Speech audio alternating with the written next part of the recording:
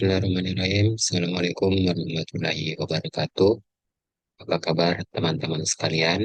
Jumpa lagi bersama saya di channel Ruang Info.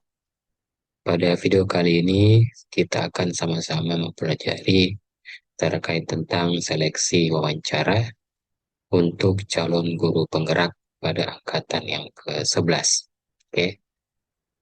Terkait tentang jadwal pelaksanaannya, bahwa untuk seleksi wawancara itu sudah terbuka. Oleh karena itu, kita akan mencari informasi tentang bagaimana tips lolos dari seleksi wawancara tersebut. Di sini saya mendapatkan artikel mengenai tips lolos seleksi wawancara calon guru penggerak dari angkatan 9 dan kompetensi-kompetensi apa yang harus kita kuasai.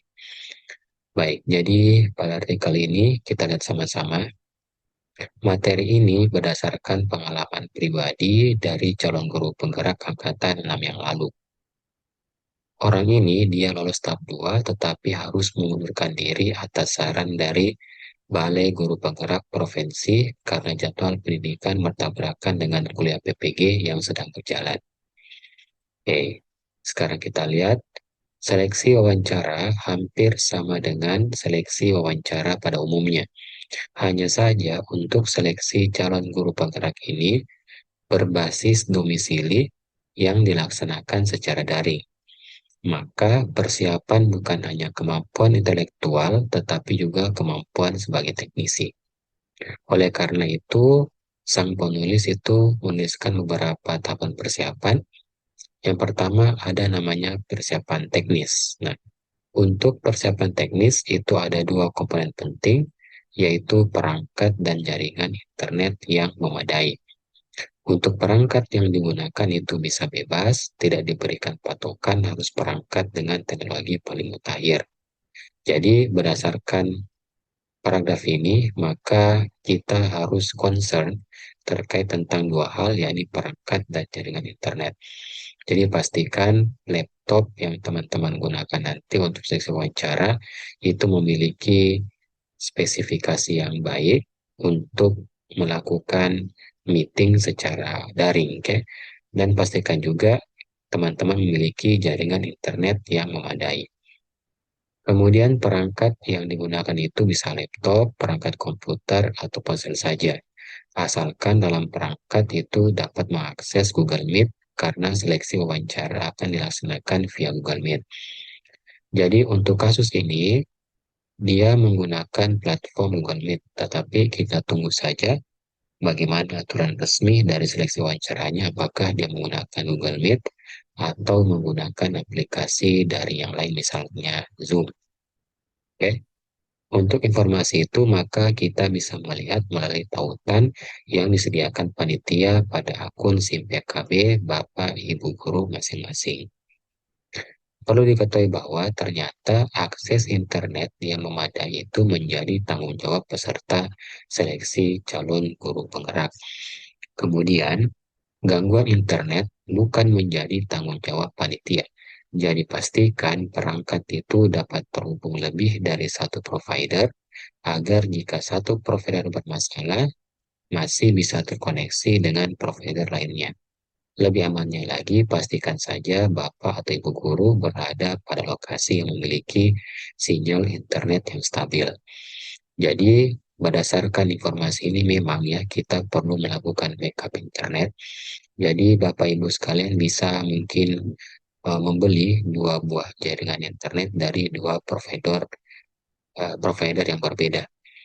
Kemudian pastikan juga lokasi di mana Bapak Ibu nanti melakukan seleksi wawancara itu memiliki jaringan yang kuat sehingga tidak mengganggu proses jalannya seleksi wawancara yang dilaksanakan secara daring tersebut. Kemudian perlu diperhatikan juga terkait tentang kualitas audio dan visual, agar tidak ada kesalahpahaman saat seleksi wawancara berlangsung. Itu juga demi kenyamanan dan kemudahan bagi asesor yang menilai. Nah, terkait tentang audio dan visual itu, dia dipengaruhi oleh dua hal menurut saya. Yang pertama, dari jaringan internetnya, dan yang kedua itu dari perangkatnya tersendiri. Jadi apabila memang perangkat Bapak Ibu sekalian, misalkan laptop itu dia tidak memiliki visualisasi yang baik, maka saya sarankan mungkin Bapak Ibu bisa eh, membeli kamera eksternal yang bisa dipasangkan di laptop yang bertujuan untuk sebagai penghasil visual yang baik. Ya, kemudian setelah masalah teknis, apalagi yang perlu dipersiapkan itu terkait tentang persiapan diri dan tata cara beretika. Di sini ada beberapa poin yang dijelaskan. Yang pertama itu, meskipun dilakukan secara daring, maka kita juga harus berpakaian yang rapi dan sopan. Mungkin Bapak Ibu bisa menggunakan kemeja putih, celana hitam, atau bisa menggunakan pakaian yang Bapak Ibu biasa gunakan pada saat melakukan proses belajar mengajar di sekolah. Di sini diberikan informasi bahwa benar sekali bahwa tidak diperbolehkan menilai buku dari sampulnya, tetapi penampilan sopan sangat menunjang rasa dari percaya diri. Kemudian faktor kedua yang perlu diperhatikan adalah terkait tentang tepat waktu. Tidak terlambat masuk ruang virtual untuk seleksi wawancara adalah kesan pertama yang menunjukkan keseriusan Bapak dan Ibu guru. Oke, jadi nanti berdasarkan informasi ini bahwa akan ada jadwal yang akan diberikan di SIM PKB Bapak Ibu sekalian, dan diharapkan itu Bapak Ibu itu sudah bisa masuk di ruang virtualnya itu 10 atau 15 menit sebelum seleksi wawancara dimulai. Nah, jangan biarkan tim asesor menunggu. Oke, karena pastinya dia akan memberikan penilaian terkait tentang kedisiplinan dari Bapak Ibu calon guru program. Kemudian perlu diperhatikan target tentang mengucapkan salam dan berterima kasih. Oke, kita masuk ke halaman selanjutnya.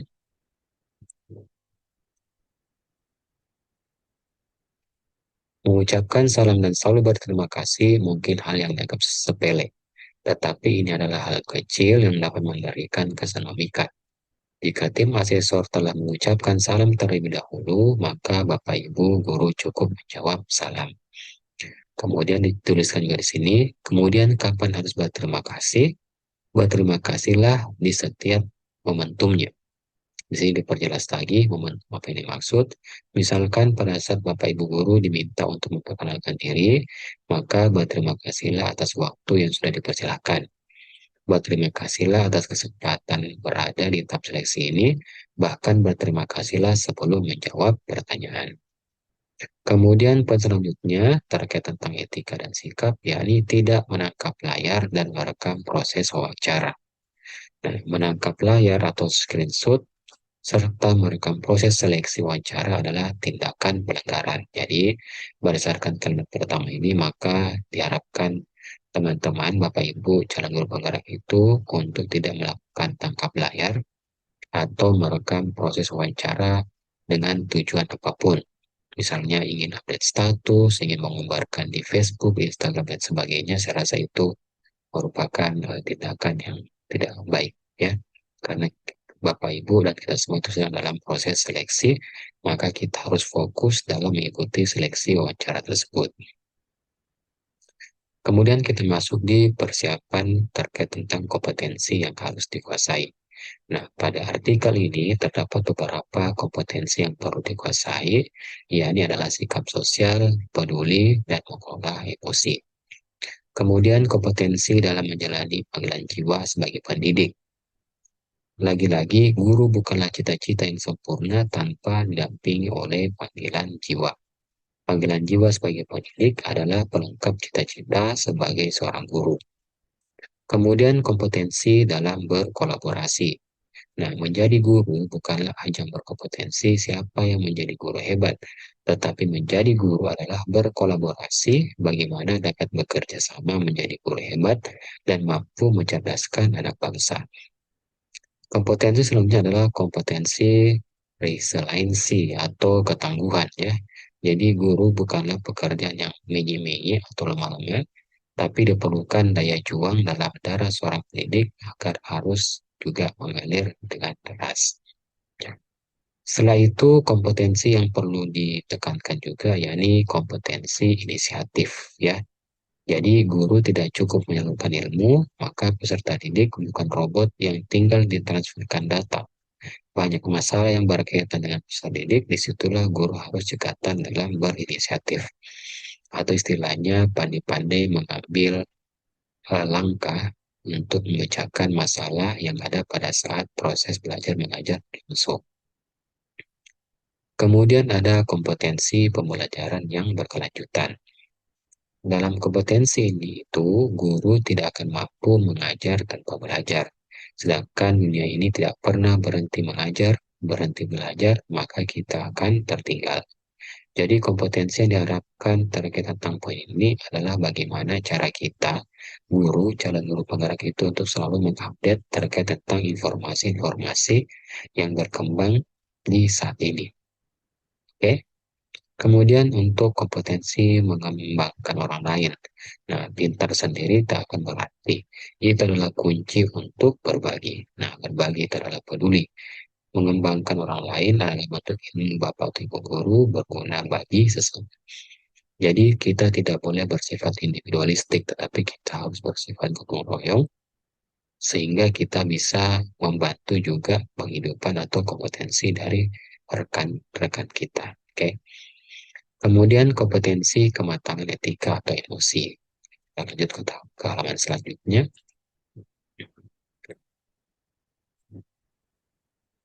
Pada kompetensi ini, nah, guru bukanlah tipore yang dituntut harus bahagia saja. Tetapi di sini dinilai bagaimana seorang guru dapat mengendalikan etika dan emosi yang tidak sesuai dengan kondisi yang diinginkan. Kemudian ada kompetensi pengambilan keputusan. Nah, mungkin keputusan guru bukanlah hal mutlak, tetapi keputusan guru adalah panutan. Maka wajib hukumnya keputusan itu tepat. Nah, jadi itulah beberapa tips terkait tentang persiapan yang harus kita lakukan serta informasi tentang kompetensi dalam seleksi tes wawancara calon guru penggerak. Oke, semoga informasi ini bermanfaat. Sekian dari saya. Assalamualaikum warahmatullahi wabarakatuh.